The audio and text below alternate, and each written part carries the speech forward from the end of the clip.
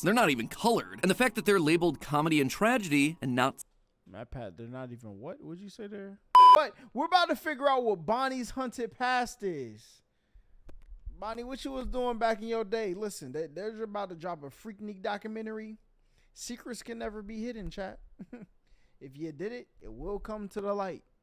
Today's episode is sponsored by Delta Force. Let's talk about Eclipse, Sun and Moon, daycare attendant. Whatever you call him, I have one question for you. Why? Why is he here? He was randomly introduced in Security Breach, and sure, he managed to deliver one of the hardest, scariest parts of that game, but really ask yourself, what or who is this thing? In a series that doesn't do coincidences, one already full of a core band of animatronics with old and new faces, as well as deep-cut returns like the Music Man, why introduce a completely random character completely disconnected from everything else? Honestly, I wasn't sure, and I didn't really talk about him in my theories for Security Breach, but it definitely bugged me in the back of my mind. And now, here he is again in Ruin, and not only is he back, he's got more collectibles than literally any other character. 4 masks, 2 piñatas, 2 plushies, and 2 golden plushies, which is especially strange when main characters like Roxy and Chica only have like 1 or 2 items tops. What is the deal with this thing? Well, give him a nice close-up look.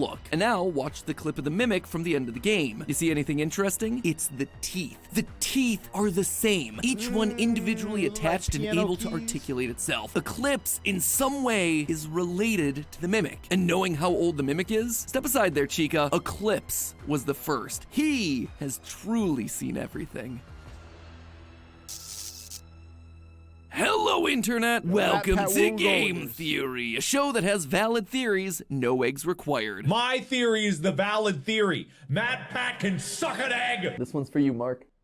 Last time, we started digging deep into the ruins of Security Breach's DLC, where we started to chip away at this game's mountain of mysteries. In the process, we were able to come to a few solid conclusions. First, that Princess Quest was the canon ending, meaning Vanessa was ultimately freed from the control of Glitch Trap, and everyone celebrated the victory by eating oddly symbolic ice creams on a hill. That also meant that this headless Freddy with the word prototype on his foot, it was indeed Gregory's Freddy. But perhaps the biggest twist of all was that underneath the rubble, underneath the Pizzaplex and FNAF 6 hid the one and only Circus Baby's Pizza World. This revelation was huge. Not only did it suggest that Circus Baby's has been around since some of the earliest days of the franchise, but I think it also reveals what the true purpose of Ruin is. This game isn't about looking at the future of the franchise, instead, it's all about the past. I believe that Ruin is trying to tie up the loose ends from Ruin, you know, the ruins, they tell the old history of a certain place. Come on, man. Parts of the franchise we left forgotten. That way, we can move forward with later games. And so today, we're gonna be diving into that past, because that history is gonna be the key to understanding Mixes, Sun and Moon, the truth behind Glamrock Bonnie, and even our new protagonist, Cassie. So hold on to your nearest handrail, theorists. This elevator is taking a one-way trip straight to the first floor. Or should I say we're taking a trip straight to the first lore? I could say that, but I probably shouldn't. That's a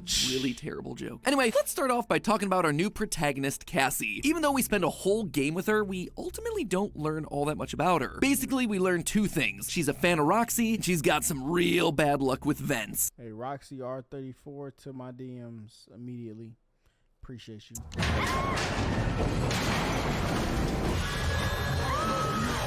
This vent is creaky. I really hope it's... Look, no more vents. Every single time I get in one, it breaks or something. Bro, I fall from a vent one time, I'm never getting back in. You're done. Jumps out at me. We also know that no one showed up for her birthday party. Have you booked your party?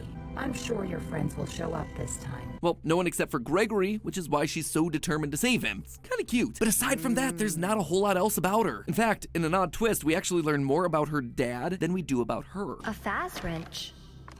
It's just like my dad's. And it's not just in random throwaway lines either. Thanks to the AR collectibles found throughout the game, we get a ton of information about Cassie's father. That her dad used to collect old Freddy and Friends lunchboxes. That Bonnie was his favorite character. That he refused to tell Cassie why Bonnie got replaced. And notice how every line describing him is written in the past tense, implicitly telling us that her dad is no longer around. There is a lot. He went to get milk, chat.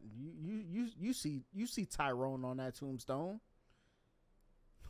Come on, man. In here. It would be fine if she just offhandedly mentioned her dad once, but the fact that Steel Wool has put multiple references in here means that this character has to be important in some way. But how? And more importantly, why? Well, for Cassie to say that her Faz wrench is just like her dad's makes it pretty darn obvious that he not only worked for Fazbear Entertainment, but he was also a technician. Throughout the years, we've encountered a handful of technicians, mostly in the books. They're usually adjusting rides, fixing animatronics, nothing too exciting. However, there is one set of technicians that has gone long forgotten in the game series. That's right, way back in Sister Location, we got to see actual humans in this series, only for them to quickly get Sayori'd out of the picture. Heck, we even got to hear these guys. What's that mean? Seems like these things can't go a day without breaking down. Now, I'm not saying that Cassie's dad is one of the two men that we hear talking or see hanging, but the ending's connections to Sister Location, plus the trailer for Help Wanted 2 featuring the Sister Location elevator and an electric panel like the ones that we see throughout Ruin, it all leads me to believe that her father was one of these sorts of technicians, one of the technicians that worked as a part of Circus Baby's entertainment and rentals. In fact, I suspect that he's the one we'll be playing as in that new game, Help Wanted 2, coming out later this year. As the trailer says, "Welcome back for another week of career fulfillment and minimal social interaction." Clearly, this is someone who's been down here before, and the facility in the game is working and operational. Notice the lack of yellow danger tape found at the bottom of the elevator shaft. We're gonna be joining him for a few days on the job, which in turn should give us the backstory for the events that we're seeing play out during the ending of Ruin. Maybe even witnessing the moment that they had to seal up the Mimic. In fact, I'll take it one step further. Now, this one is a long shot, but I suspect that he and Cassie might wind up united down there in the bunker at the end of all of this. You see, even though Cassie speaking about her father in the past tense implies that he's dead, I don't think that that's actually the case. I think he just went missing. Look at these. Come on, bro. I told y'all. And where do they put missing people? On the milk carton. He went for... two item descriptions. The first is for the AR Bonnie mask, which reads, "What happened to you?" You might interpret that to be, "What happened to you, Glamrock Bonnie?" But that's not true. First, this is an AR mask of the original Bonnie. It's a mask first seen in Help Wanted 1 as part of the Trick or Treat minigame. It actually far predates the Pizzaplex. But secondly, and more importantly, Cassie actually knows the truth about what happened to Glamrock Bonnie. She knows that it was Monty Gator who eliminated him from the picture. In a later item description, this time for the AR Glam Monty plush, the description reads, "It's hard to look at." Why? Why would the only Monty item that Cassie can collect in the entire game be so hard to look at? Well, it's because she knows what he did. She knows that Monty's guilty, violent, responsible for trashing Glamrock Bonnie. And as a result, Cassie has a hard time looking at him the same way again. So wait, if the line "What happened to you" isn't... Hold up, chat. We unplugged the headphones. We need those.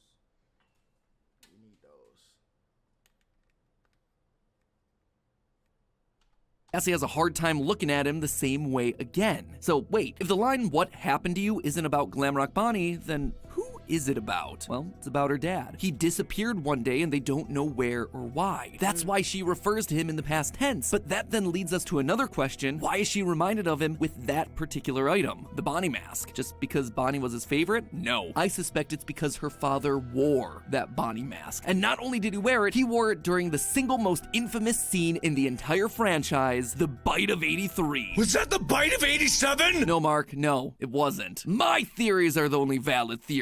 You go lick a stick. I'm saying that Cassie's dad is the Bonnie bro. Now, that at first might seem like a stretch, but again, remember what prompts the memory of her father. An old mask of the original Bonnie, just like Bonnie bro wore on that fateful day all those years ago. What's more, notice what's missing from all these collectibles. You have a Bonnie mask and a Foxy mask, but no Freddy, no Chica mask. It's suspicious, right? Like, why? Why would Steel Wool include such a random and, more importantly, incomplete collection of memorabilia? It's clearly them trying to tell us something, that this mask is connected to the Foxy mask, the one that Michael wore during the Bite of 83. What's more, Cassie's dad is clearly established to be a massive fan of the Freddy's franchise. One of the collectibles in Ruin are these cute little Freddy and Friends lunchboxes that we're told he used to collect. Now, Freddy and Friends was a cartoon series created by Steel Wool to help promote the release of Security Breach a couple years ago. It was animated in the style of old Hanna-Barbera cartoons, similar to things like Scooby-Doo, Yogi Bear, the Flintstones, old shows that actually started in the late 60s but remained popular throughout the 70s. Scooby-Doo started in the 60s?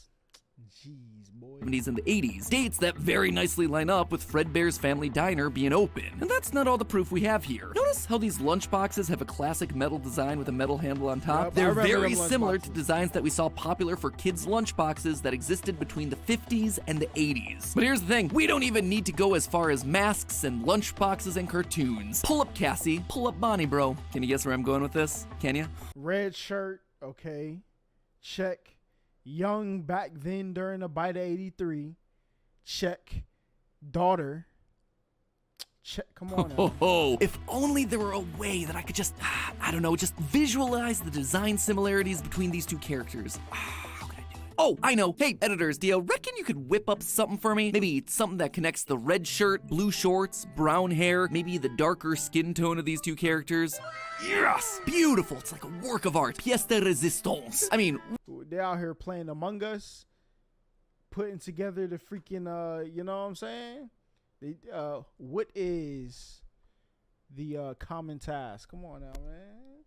Among Us champion. really, what more proof do you need of this one? But that then brings us back to the question of why? Why pick Bonnie Bro, of all people? Just for the Easter egg? A random reference to a past character? I don't think that's it. For 9 years now, FNAF has been the story of one family, the Aftons. This was their tale. Their lives, their mistakes, their deaths, their resurrections, all of it culminating in that FNAF 6 fire. But with the introduction of characters like Bonnie Bro as Cassie's father, we're being told that we need to widen our scope, not just focus on the Aftons, but rather to those around them. I still believe FNAF 1 through 6 is the Afton story, Dante but this was new good. era of FNAF, it's about how the actions of the Aftons during Hold up, Chuck E. Cheese theory video? Send me that. We watching that the next stream. their story affected the people around them. The ripple effects, the collateral damage. Bonnie Bro was just a kid who grew up loving Bonnie, loved watching the show made by his best friend's dad. But when that friend, Michael Afton, roped him into a prank that went horribly wrong, he never lived it down. He went on to study robotics and become a technician so that it would never happen again. And Ruin just keeps on digging up the past, because now I want to talk about arguably the most confusing character across the entire franchise, Eclipse. But first, I need to tell you about something else that has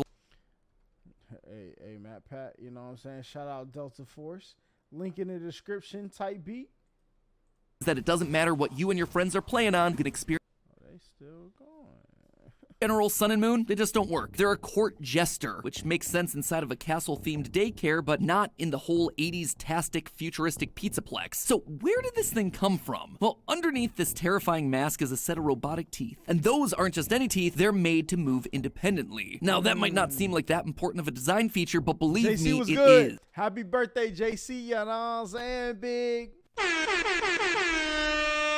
W birthday, my boy. There's only one other character with teeth like that, and it's the Mimic. Now take another look at Eclipse's design. It's a scrawny design with arms and torso that are basically just long metal rods with springs wrapped around them. And when you take a look at the back of the head, you'll see a circuit board just there, out in the open. The design feels simple, rudimentary, very bare bones, just like the Mimic, who's made up of old parts from industrial machines. Two animatronics made from the same basic shapes and parts. Now, am I saying that Eclipse is a Mimic? No. But what I am saying is that these animatronics seem to come from the same time period. A time period that predates practically everything that we've seen in this franchise. How early are we talking about here? Well, for the answer, again, I turn your attention to the AR collectibles. While playing through the game, I just couldn't shake how random the collection was. I've talked about this before. A Foxy and Bonnie mask partnered with a Sun and Moon mask. Where's Freddy and Chica? A similar thing happens with the golden plushies. You got Sun Moon, Foxy, Bonnie, Baby, and Glamrock Freddy. It's a weird assortment, but again, there's no Chica. Or you got the pinatas. There's just 3 of them. Sun, Moon, and Bonnie. Not labeled Glamrock Bonnie, just Bonnie. It's almost like the game is trying to tell us something with all these random groupings and which animatronics are present where. And I suspect that what we're actually seeing here are the eras of the franchise and the key players that existed in each one. And the one who came first, Sun and Moon. You'll notice that of all the collectibles, there are 2 that are visibly unique relative to all the others. A collection of 2 masks that stand out from the rest. The comedy mask and the tragedy mask. They have no eye or mouth holes. They're not even colored. And the fact that they're labeled comedy and tragedy and not Matt Pat, they're not even what? What'd you say there?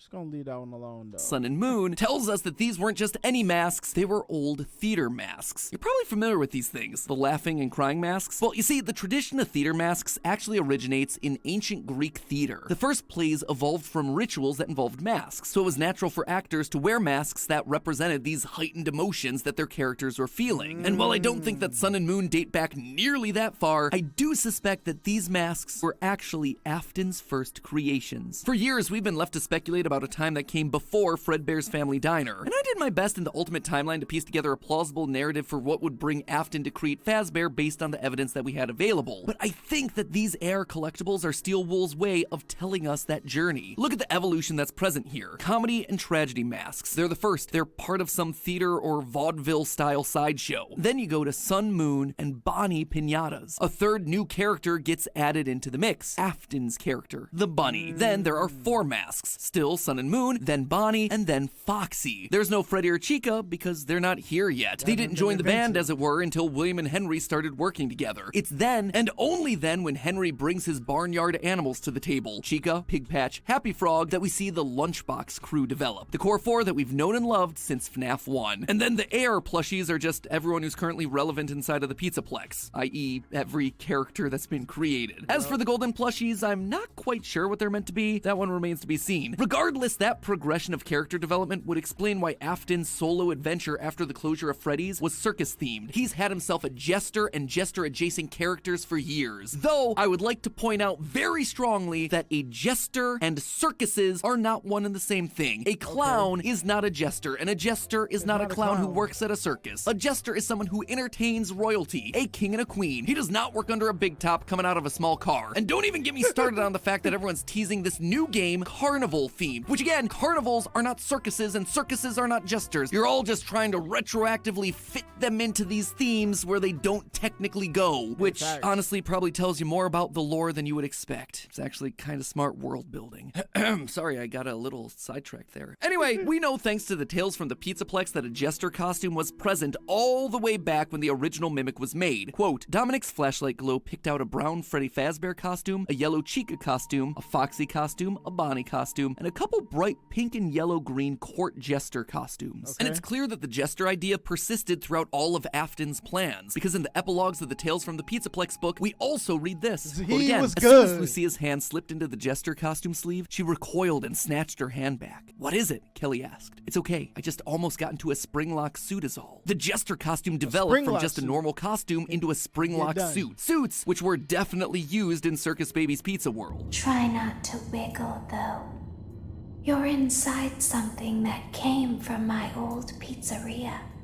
Okay. I don't think it was ever used. I'd recommend that you keep the spring locks wound up. The spring lock suit in the epilogue also has a mask that matches up almost perfectly with our daycare attendant. One final quote. Lucia stepped up to the costume, suppressing a shiver at the jester's leering, toothy grin and its wide eyes. And the best part is, thanks to the Mimic, I think I can pinpoint exactly when Circus Babies started and eventually fell through. I decided to look a little deeper into the room just before the Mimic chase. It's an old room filled with shattered security nodes, propane tanks, and the Mixus hub, all connected to a computer which we can use to free the Mimic. Now, the majority of people have been assuming that Mixus is Gregory's doing. His backpack is down there after all, and the Mimic has his walkie-talkie. But something just didn't add up to me. The computer controlling the Mixus server is way, way older than any of the other technology that we see throughout the Pizzaplex. We've got camera galleries, modern office spaces, even portable security camera viewing stations. But this super important system for keeping the killer robot under lock and key is using only an old CRT monitor? Yeah, no, that doesn't feel right to me. Nah, that'd be happening though, because there'd be like old technology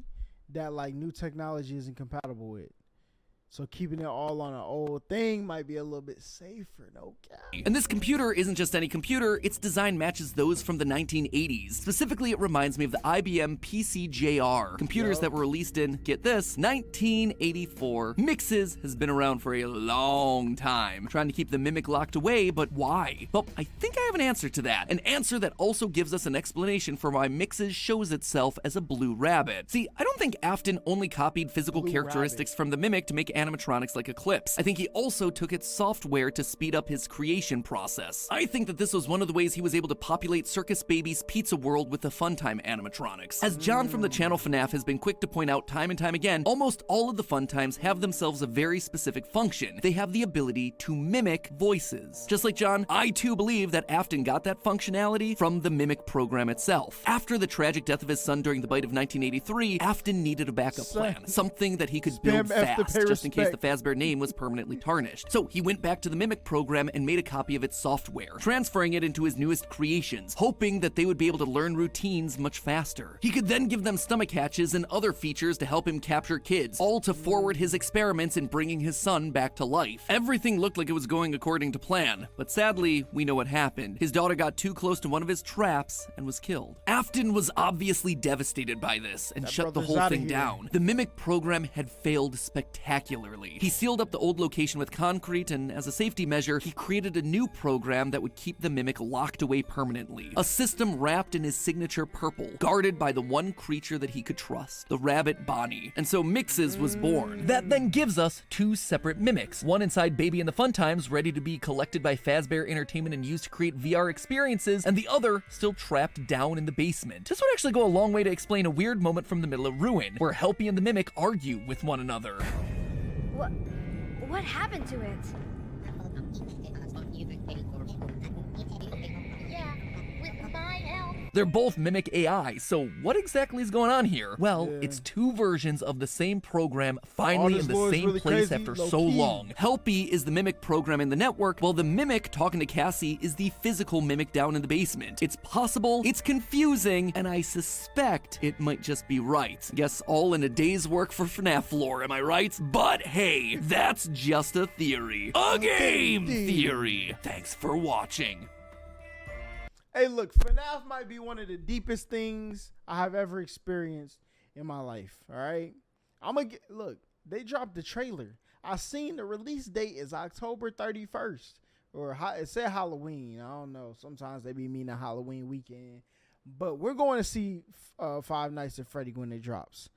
And if you would like to join me, let me know down below, because I got to see the lore in, cinematic picture form. They better not let me down, Scott. If they do your franchise filthy, I promise you we will riot at midnight, okay?